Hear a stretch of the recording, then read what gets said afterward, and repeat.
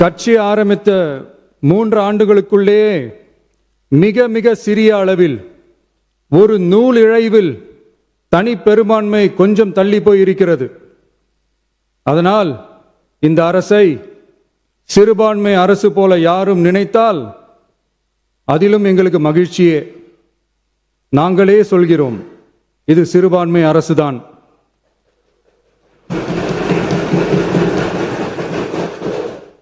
சிறுபான்மை மக்களுக்கான பாதுகாப்பை உண்மையாக நிலைநாட்டும் அரசுதான்.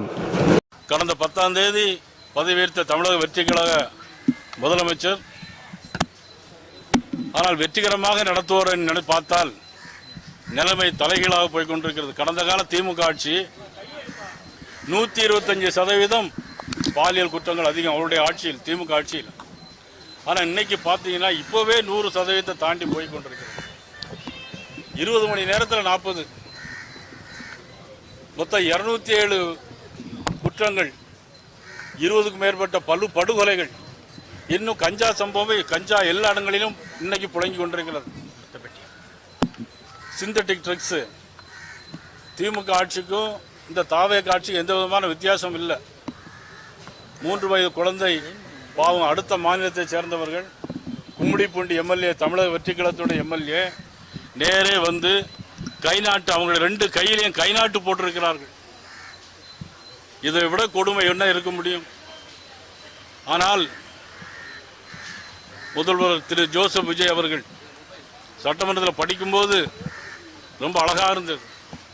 இது சிறுபான்மையின் அரசு தான், ஆமாம் இது சிறுபான்மையின் அரசு தான். கோட்டு சூட்டெல்லாம் போட்டு படிக்கும்போது ரொம்ப நல்லா இருந்தது. ப்ரோ, தமிழக வெற்றி கழகத்துடைய முதலமைச்சர் ப்ரோ, இந்த 3 வயது குழந்தையை பாருங்கள் ப்ரோ.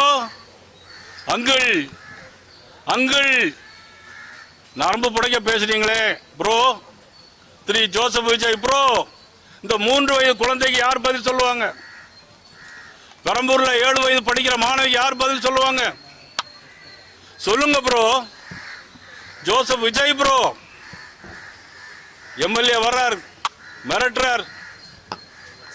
யாருடைய ஆட்சியில் எத்தனை நாள் உங்களுடைய ஆட்சி தாங்கும்? மக்களை பற்றி கவலைப்பட வேண்டாமா? மக்களை பற்றி உங்களுக்கு கவலை இருந்தால் சட்டம் ஒழுங்கு சரியாக செய்திருப்பார்களா இல்லையா?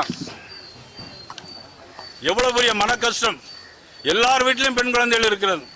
3 வயது பச்சிளம் குழந்தை. இதற்கு காரணம் போதைப் பொருட்கள். சட்டம் ஒழுங்கு சரியில்லை, காவல்துறை சரியில்லை.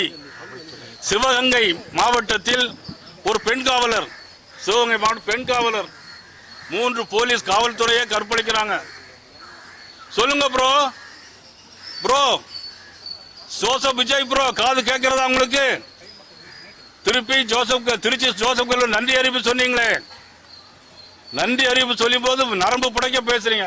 ஒரு முதலமைச்சர் நன்றி அறிவிப்பு சொல்லும் போது என்ன சொல்ல வேண்டும்? இதற்கு யார் பதில் சொல்கிறார்கள்? பக்கத்தில் தானே இருக்கிறது. 18ஆம் தேதி நீங்கள் சட்டமன்றத்தை துவக்க இருக்கிறீர்கள். 18ஆம் தேதி பாரதிய ஜனதா கட்சியினுடைய சார்பிலே சென்னையிலே இதை கண்டித்து மாபெரும் ஆர்ப்பாட்டம் நடைபெறும். இது கட்சி பாகுபாடின்றி, மத பாகுபாடின்றி, இன பாகுபாடுமின்றி அனைவரும் கலந்து கொள்ள வேண்டும் என்று நான் அன்போடு கேட்டுக்கொள்கிறேன். இது மாதிரி விஷயங்களை லேசாக விட்டுவிடக்கூடாது. இந்த ஆட்சி ஒரு விஷ கிருமி. இந்த முதலமைச்சர் முதுகெலும்பில்லாத முதலமைச்சர். சட்டத்தை கையில் எடுத்து சட்டத்தை பாதுகாக்க தவறிய முதலமைச்சர் உடனடியாக ராஜினாமா பண்ண வேண்டும்.